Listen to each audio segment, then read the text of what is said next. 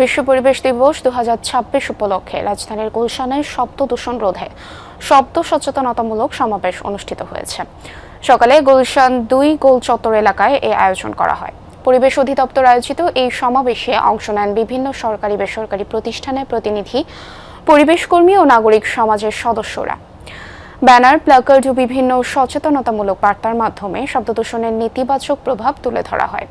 সমাবেশে ঢাকা উত্তর সিটি কর্পোরেশনের প্রশাসক মোহাম্মদ শফিকুল ইসলাম খান বলেন, হযরত শাহজালাল আন্তর্জাতিক বিমানবন্দর নীরব এলাকা হিসেবে আজ থেকেই কার্যকর হবে। পর্যায়ক্রমে গুলশান ও বনানী নীরব এলাকার আওতাভুক্ত হবে। এছাড়া আয়োজকরা বলেন, বায়ু দূষণের মতো শব্দ দূষণও জনস্বাস্থ্যের জন্য বড় হুমকি হয়ে উঠছে। তাই পরিবেশ রক্ষায় আইন প্রয়োগের পাশাপাশি নাগরিকদের সচেতনতা এবং সচেতন অংশগ্রহণ জরুরি।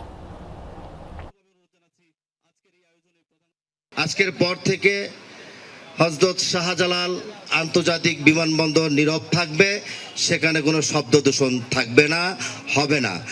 তারপরেও যদি কেউ অমান্য করে, আইন অনুযায়ী ডিআইজি সাহেব তার বিরুদ্ধে ব্যবস্থা গ্রহণ করবেন।